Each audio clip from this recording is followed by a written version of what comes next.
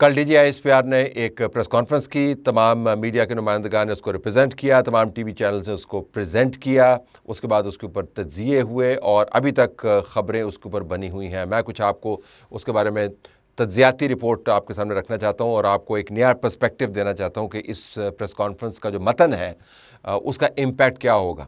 हम पहले बताना चाहते हैं कि प्रेस कॉन्फ्रेंस की ड्यूरेशन क्या थी। तो अगर आप इसको कैलकुलेट करें तो इसमें ज़्यादा गलती का एहतमाल है, लेकिन रफली ये सही फिगर्स आपके सामने 2 घंटा 17 मिनट की प्रेस कॉन्फ्रेंस थी और इसके अंदर 20,500 या 21,000 के करीब वर्ड्स जो है वो बोले गए। इसके अंदर जो टॉपिक्स कवर किए गए वो 18 के करीब टॉपिक्स कवर किए गए। एक बड़े टॉपिक के नीचे छोटे छोटे टॉपिक्स भी कवर किए गए, लेकिन अगर आप उसकी छोटी कैटेगरीज को भी इंक्लूड करें तो 18 के करीब टॉपिक्स बनते हैं। अगर आप उसको फैलाएं कि इस का कितना वसी अहाता था और मामलात जो कोर इश्यूज़ हैं उनकी वसअत क्या थी, तो आपको पता चलेगा कि डिस्ट्रीब्यूशन क्या है। बलूचिस्तान ने अपने जोग्राफिए के मुताबिक DGISPR की प्रेस कॉन्फ्रेंस का टाइम कंज्यूम किया। जोग्राफिए के तकरीबन मुताबिक उसने टाइम कंज्यूम किया। जो खारजा अमूर हैं वो 18.6% के करीब, 17% के करीब। आज़ाद जम्मू एंड कश्मीर, बज़ाहिर मामलात आज़ाद जम्मू एंड कश्मीर को अगर आप देखें वो हिस्सा बराबर जुस्सा, अगर उनकी कवरेज आप देखेंगे तो आपको बिल्कुल कवरेज नज़र नहीं आएगी। हिंदुस्तान के हवाले से उसके ऊपर बात हो तो हो, वरना या फ्लड्स के हवाले से, क्राइसिस के हवाले से। लेकिन आज़ाद जम्मू एंड कश्मीर के अंदरूनी मामलात के ऊपर तकरीबन 15% प्रेस कॉन्फ्रेंस का हिस्सा आया। खैबर पख्तूनख्वा और अफ़गानिस्तान हैरान कुन अंदाज से अगर आप देखें तो 3.6%, लेकिन चूँकि बलूचिस्तान ने इसको डोमिनेट किया तो शायद AJK का हिस्सा जो आपको कम नज़र आया। और साथ जो डोमेस्टिक इश्यूज़ हैं वो 16.8% के करीब आपको नज़र आए। तो अगर आप खारजा अमूर को बीच में से निकाल दें तो जहाँ पर आपको चैलेंजेस नज़र आते हैं पाकिस्तान के, जिसके ऊपर DGISPR ने फोकस किया, ज़ाहिर उनका एक अपनी पॉलिसी स्टेटमेंट थी और उन्होंने ख़ास पैगाम देना था। लेकिन अगर आप मौज़ूआत के चुनाव के एतबार से देखें और उसके बाद क्वेश्चन आंसर सेशन को भी मिला के देखें तो 14.6%, 46% और इसके साथ 3.6%, तो मिला के तकरीबन 60-63% जो प्रेस कॉन्फ्रेंस का बर्डन था वो इस वक्त पाकिस्तान के जो बड़े चैलेंजेस हैं बलूचिस्तान, AJK और खैबर पख्तूनख्वा, उनके हवाले से था। DGISPR ने यह भी कहा कि एक डिलिबरेटली कोशिश की जा रही है ये पैगाम देने की कि बलूचिस्तान के अंदर हालात ठीक नहीं है। उन्होंने बताया कि जो हमने वहाँ पर ऑपरेशंस किए हैं उनके अंदर तुंदी और तेज़ी आई है, जिसकी वजह से जो नंबर्स हैं जो इस स्लाइड्स का हिस्सा नहीं है। उन्होंने कहा कि तकरीबन 2,200 के करीब दहशतगर्द इसके अंदर मारे गए हैं और तकरीबन हर रोज़ के एतबार से देखें तो कोई 140 के करीब इंटेलिजेंस बेस्ड ऑपरेशंस हो रहे हैं। 2026 के अंदर 31,000 कुछ के करीब इंटेलिजेंस बेस्ड ऑपरेशंस हुए हैं। जो सिविलियन कैजुअल्टीज़ हैं, अगर मैं रिकॉल कर रहा हूँ सही, तो शायद 816-17 के करीब जो है वो सिविलियन कैजुअल्टीज़ हैं। तो वो नंबर्स उन्होंने दिए, लेकिन अगर आप इस कॉन्फ्रेंस का बर्डन देखें तो आपको नज़र आएगा इश्यूज़ वाइज। अगर आप मज़ीद तफसील के साथ टाइम एलोकेशन भी अब आपको पता चल रहा है कि कितनी टाइम एलोकेशन थी। जो बलूचिस्तान के ऊपर सबसे ज़्यादा टाइम लगा 63 मिनट 30 सेकंड, और उसके बाद आप देखें AJK प्रोपेगेंडा को अगर आप ऐड करें तो 20 मिनट उसके अंदर आपको नज़र आए। 5-6 मिनट खैबर पख्तूनख्वा के ऊपर आए। 18-19% जो है वो खारजा अमूर के ऊपर आए और डोमेस्टिक गवर्नेंस के ऊपर वही 16.8% टाइम एलोकेशन है परसेंटेज वाइज के कितना उसके ऊपर फोकस किया गया। टाइम वाइज जो है 23 मिनट उसके ऊपर लगा। अब इसकी इम्प्लिकेशंस क्या हैं? इसकी इम्प्लिकेशंस बड़ी दिलचस्प हैं कि तमाम का तमाम मामला जो है वो बज़ाहिर आपको खारजा अमूर के हवाले से नज़र आया, लेकिन जो हेडलाइंस बनी हैं, कमाल ये है जो हेडलाइंस बनी हैं उन सब का ताल्लुक गुड गवर्नेंस के हवाले से है। तो अब ये मैंने आपके सामने एग्जाम्पल रखे हुए हैं पेपर्स के। Good governance, good governance, good governance reset, good governance reset, नए सूबे, गुड गवर्नेंस, गुड गवर्नेंस।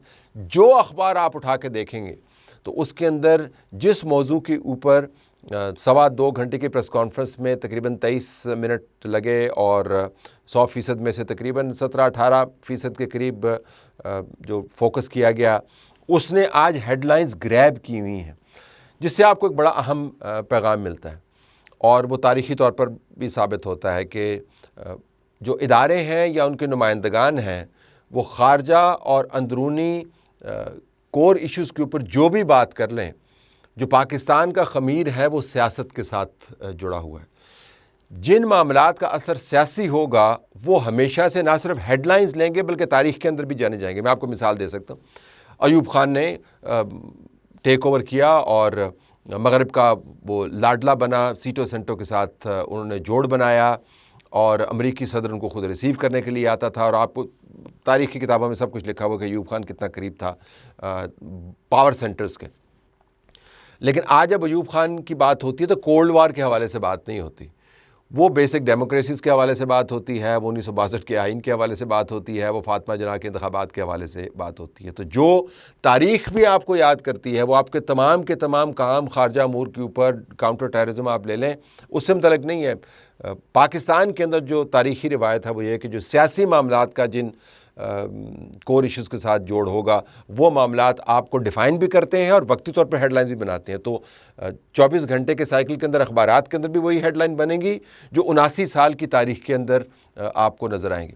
और यही अगर आप फ्रेमवर्क ले जाएं ज़ियाउल हक़ की तरफ, तमाम कोल्ड वॉर फ़ेज़ 2 के अंदर उसने क्या किरदार अदा किया और पाकिस्तान ने रशिया को तोड़ने में क्या किरदार अदा किया, ये बयानिया होता था। ये बहुत बड़ा एक तारीख़ी तौर पर अगर आप नैरेटिव देखें, चाहे इसकी हकीकत कुछ भी हो, लेकिन ये नैरेटिव बनता है कि हमने रशिया को तोड़ने, यूएसएसआर को तोड़ने का बंदोबस्त किया और उसमें से बस रशिया तक महदूद रख दिया, सेंट्रल एशिया बन गया, नई रियासतें निकल आईं।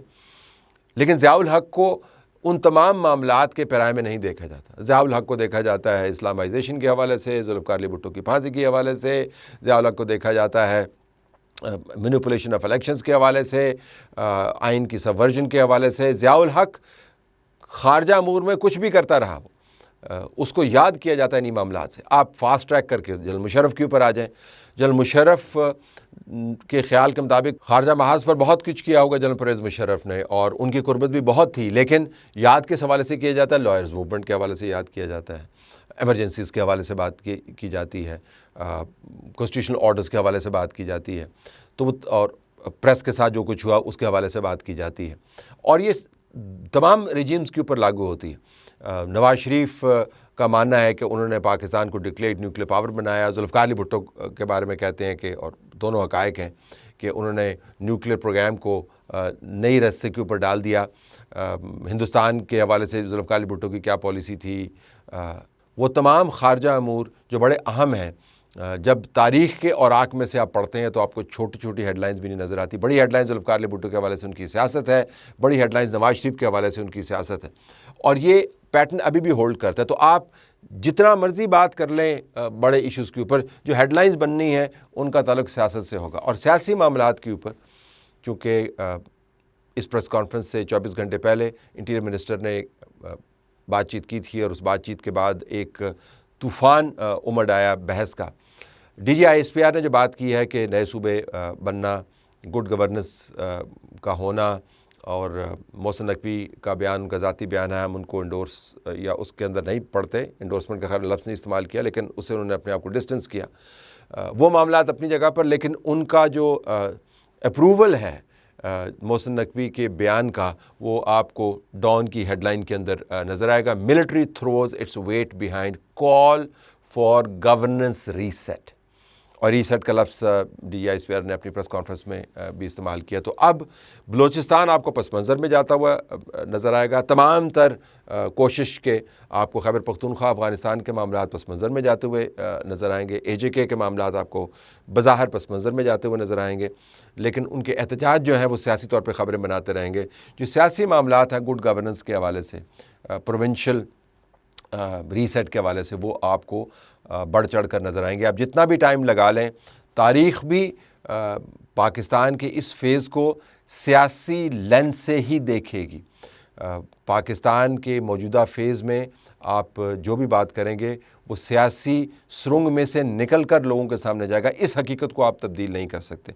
अब सियासी मामलात के ऊपर चूँकि पेंडोरा बॉक्स खुल गया है, तो नून लीग की तरफ से भी कुछ जवाब आए हैं जब ये कहा गया कि ये सिस्टम कोलैप्स हो गया है और इंटीरियर मिनिस्टर ने ये कहा कि कैसे जो कॉकरोचेज़ हैं उन्होंने काम को पलटा देना है, तो ये लैपटॉप से वो बाज नहीं आएंगे। तो उसके ऊपर राना सनाउल्लाह खान जो पाकिस्तान मुस्लिम लीग नून के मरकज़ी लीडर हैं और पार्टी की क़यादत के साथ जुड़े हुए हैं, उनकी तरफ से 2 बयान सुनाकर मैं इस STH का इख्तिताम करता हूँ, इस पैगाम को दोहराते हुए कि डेली हेडलाइंस कोर इश्यूज़ के ऊपर बननी चाहिए, नहीं बनेगी, क्योंकि सियासी तौर पर जो बयानात वज़न ज़्यादा रखते होंगे वो डोमिनेट करेंगे। तारीख़ी तौर पर भी जब तारीख़ लिखी जाएगी, और तारीख़ हर वक्त लिखी जा रही होती है, सिर्फ ये कि हम पढ़ते उसको बाद में, तब भी बयानात के जो असरात हैं सियासी, उन्हीं के ज़रिए जांचा जाएगा कि किसी ने क्या किया। बड़े महाज़ों के ऊपर क्या कामयाबियाँ हुई, हकीकत में हुई, उसके अंदर मुबालगे का उनसर था, इस बात से कतई नज़र वो हेडलाइंस और चैप्टर्स नहीं बनेंगे। सुनिए राना सनाउल्लाह खान ने क्या कहा। इस बात से ना डराया जाए कि जी ये जो काकरोच हैं, ये काकरोच जो हैं, ये अगर ये इकट्ठे हो गए, इनको लैपटॉप देने से या इनको वज़ाइफ देने से जो है ये नहीं संभलेंगे। भाई हमने संभाले हुए हैं। ये सिस्टम जो है ये अब आगे चलने के जो है वो काबिल नहीं रहा। ओ भाई इस सिस्टम में तुमने 30 साल का सफर जो है वो 3.5 साल में तुम कहां से चले हो और कहां पहुंचे हो, और अब तुम्हें आगे पता चला है कि ये सिस्टम जो है ये बिल्कुल खराब है, ये चल नहीं सकता।